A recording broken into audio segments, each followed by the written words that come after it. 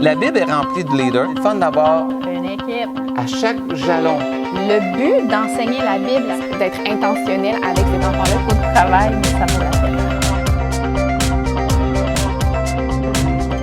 Annie, une chose que les éducateurs doivent apprendre, c'est enseigner comme Jésus enseignait. Vous avez le privilège d'enseigner les enfants, mais prenez exemple de Jésus qui était l'enseignant par excellence. Il faut raconter des histoires que les gens peuvent s'identifier. C'est qu'est-ce que Jésus faisait. Il regardait son public, ses auditeurs, que c'était des auditifs ou des visuels. Puis lui, qu'est-ce qu'il faisait, Jésus? C'est il voulait rejoindre son public. C'est vraiment ça. Les seules fois qu'on voit Jésus, il faisait exprès, c'est quand il dit il n'était pas donné à eux de comprendre. Mais le restant, Jésus racontait une histoire. Si vous regardez les paraboles sont tous faites en fonction de rejoindre les gens de l'époque. On parle des brebis, on parle de bergers, on parle de semences, on parle de température, on parle de... Tout était fait en fonction de ça, c'est qu'est-ce qu'on regarde. Il y a quelque chose que Jésus a fait aussi, il développait des relations avec son auditoire. Si on est là, on donne l'information, l'auditoire, elle ne se sent pas impliquée, surtout aujourd'hui, ils vont s'en aller puis dans leur imagination. Donc, on doit développer une relation qui est importante. Il communiquait ou enseignait avec un cœur rempli d'amour. On dit des vérités bibliques, puis parfois les vérités ne sont pas faciles à dire. Tu sais, quand on parle de certaines situations, des fois, c'est les parents de ces enfants-là qui sont en train de vivre. Puis quand tu dis un parent est en séparation, puis toi, tu es en train de parler de mariage, tu es en train de parler d'amour, là, l'enfant, lui, il est à quelque part. Donc, l'amour qu'on doit avoir pour les enfants et les parents qui sont en train de vivre ça, on n'attaque pas personne, on a une main tendue. Une autre chose qu'on regarde, c'est Jésus, lui, il mettait au défi les gens de croire. C'est quelque chose, il amenait le monde à poser une action. Tu sais, quand il dit aux gens, il dit « prends ton lit et marche ». Après ça, il dit à l'autre « va et ne pêche plus ». Jésus enseignait, puis après ça, il amenait une vérité, mais après ça, il amenait les gens à passer à l'action. Une des choses que ça m'a toujours surpris, il disait souvent des pharisiens, faites ce qu'ils disent, mais faites pas ce qu'ils font. À quelque part, c'est une vérité. Nous, on veut être des gens qui disent et qui font les choses pour que les gens comprennent. Et puis, souvent, qu'est-ce qu'on regarde? Jésus, il avait une main tendue, mais toujours c'était avec de l'assurance. Tu sais, il mettait les gens à ce que c'était plausible ou c'était possible qu'est-ce qu'il enseignait.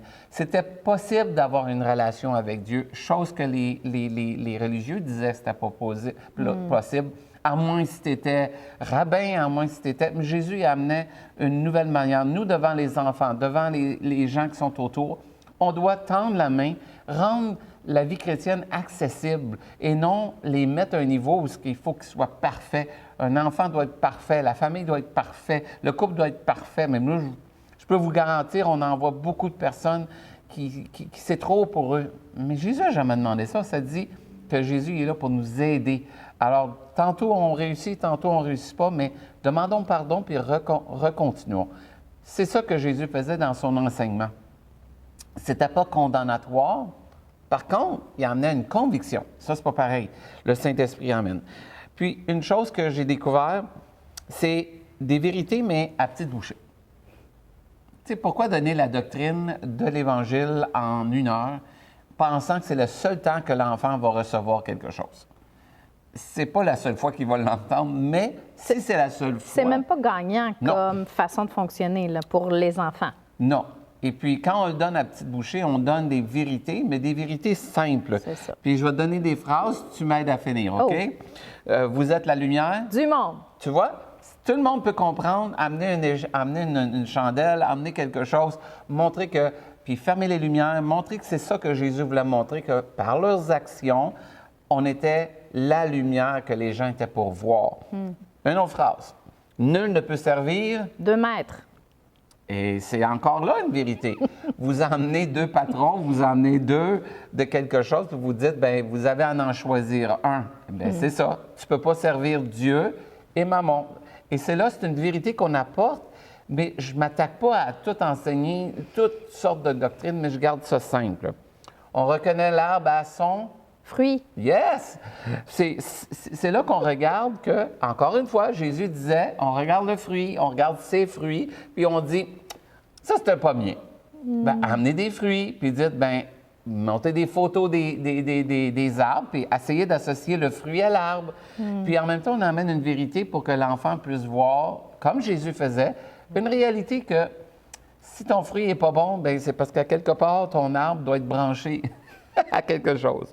Un autre, c'est de l'abondance du cœur. Que la bouche parle. C'est important.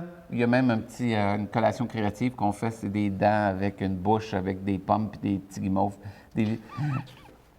T'amènes une manière différente, mais on va enseigner les mêmes vérités que Jésus nous enseignait. Pourquoi? Parce que dans notre vie, on veut appliquer la parole de Dieu, on veut être des disciples de Jésus. On ne veut pas être des connaisseurs théologiques. Oui, ils peuvent l'être, mais notre but de dimanche matin ou le samedi, c'est d'en faire des disciples de Jésus. Puis je ne veux pas suivre quelqu'un qui a 60... Jésus, dans le fond, de l'Ancien Testament, 613, je pense 613 ou 620 lois. Jésus a réduit ça à 2, lui. Bien, on peut-tu réduire puis mettre ça simple, la parole de Dieu, accessible à tout le monde? On enseigne comme Jésus faisait. Puis une des choses que Jésus faisait, je l'ai déjà dit, il incorporait comme, il disait, paix mes amis, shalom averim. Incorporons des mots hébreux des fois que les jeunes vont pouvoir associer puis ils vont commencer à comprendre. Et une autre chose, ça peut être tout simplement pour montrer des vérités bibliques, comme Jésus l'enseignait. Quand vous voulez faire taire les enfants, souvent on va dire « je mange du ketchup avec Dieu », puis là les enfants répondent de la moutarde, de whatever, puis là tout le monde se tait. À un moment donné, moi je me disais « il doit y avoir quelque chose d'autre ». Puis j'avais lu dans la parole de Dieu, dans Job 13, Job il dit « taisez-vous, je veux parler ». Puis ça m'avait impressionné, ça, « taisez-vous, je veux parler ». Fait que là j'avais commencé, moi je dis « Job ». 13. Et là tout le monde se tait. Puis là tout le monde dit « pourquoi tu dis ça ». On rouvre nos Bibles, puis on va voir. Et là maintenant, beaucoup de personnes connaissent « taisez-vous, je veux parler ». Job 13. C'est le truc partout maintenant. Mais l'idée, c'est d'amener ton enseignement simple, d'emmener un enseignement où ce que, hey, on est là pour apporter Jésus, l'enfer des disciples de Jésus. Enseignons comme Jésus.